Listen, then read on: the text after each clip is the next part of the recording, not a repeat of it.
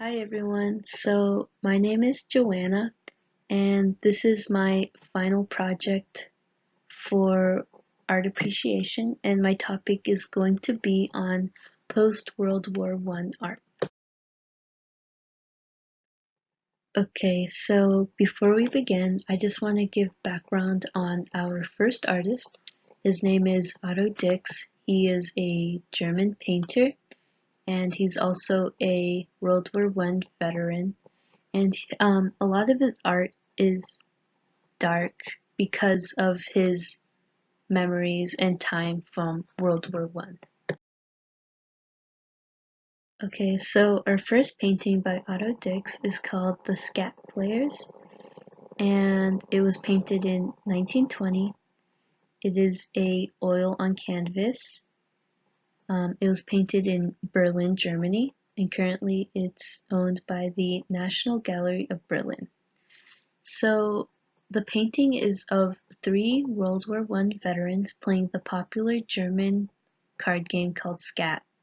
So in this painting, if you look closely, you can see that all three men are missing limbs or parts of their face. So the first man, he's missing, his arms and one of his legs. So he's playing cards with one of his legs. And then the second man, he's playing with his mouth.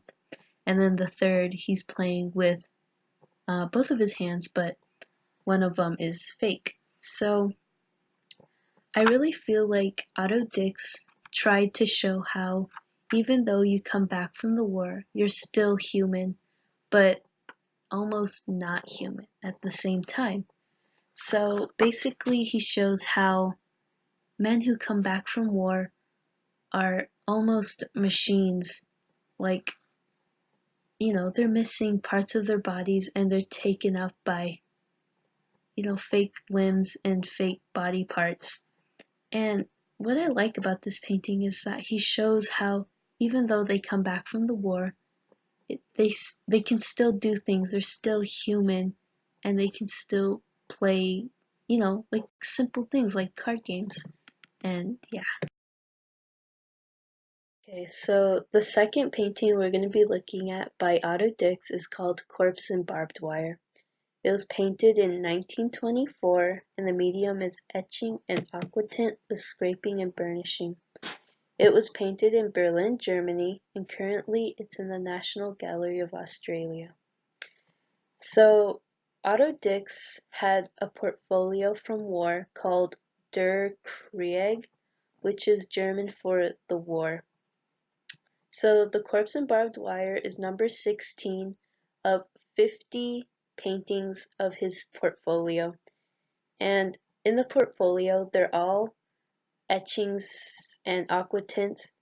And basically, the portfolio is of memories from his time in the war. So this picture, Corpse and Barbed Wire, it's a rotting corpse in barbed wire. And yeah, it's just a very dark painting and it really shows how Otto Dix was affected by the war.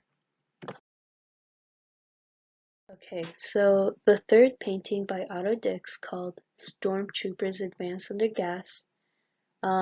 This painting was from the same portfolio as the last one, and the portfolio again was called The War.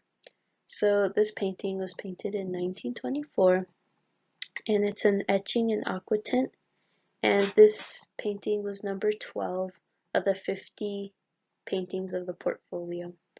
So again, this is painted in Berlin and is currently in the National Gallery of Australia like the last one. So in the picture, you can really see how Otto Dix remembers this like perfectly, how he can get every detail of the mask, and I know I just really love that about this, and how Otto Dix was like really deeply affected by the war and how he can remember this, and it's just crazy. And I also love how he captures the background, how it's just flat gas like the air is just filled with gas. I really love that about this picture. Okay, so our second painter is named Paul Nash, and he's a British landscape artist, and also he was also in the War of World War One, and that's just a little background on him.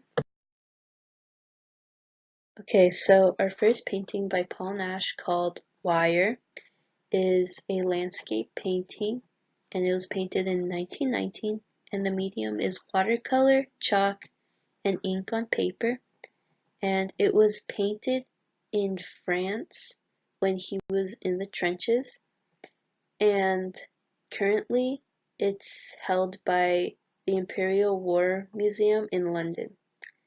So when you look at the painting, you can see how Nash really captures the destroyed land of World War One, and you can see how it's just filled with just fencing and wire, and how if you were to walk through there, you'd get cut by the wire, and also how he shows the trenches and how they're filled with water and mud, and how unlivable these trenches are, and how the war in general was just so horrible, and it was just not a place to be.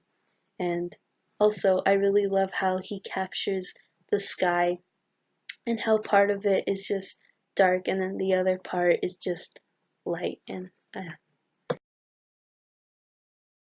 okay, so the last painting I'm going to be talking about is called We Are Making a New World by Paul Nash. So it was painted in 1918, and it's in oil on canvas. But back when he was in the trenches of France, he made this exact same painting but with watercolor, chalk, and ink.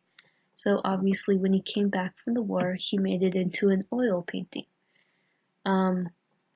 Also, this was his very first oil painting, and currently it's held by the Imperial War Museum in London. So the first thing I want to point out is how the title is just ironic, because it's called We Are Making a New World, but Paul Nash paints something totally different. He paints a world of destruction, a world of just destroyed land. And you can see that in a lot of his paintings, how he just captures the lifelessness. And in this painting, he captures the trees and how they're just destroyed, and how the land is just filled with trenches and mounds of dirt. And also I feel like the rising sun in the background stands for something, and how it can stand for a new world, and how it's rising, it's shining light on the old world, and how maybe because of the light it could be positive, and it's making a new world.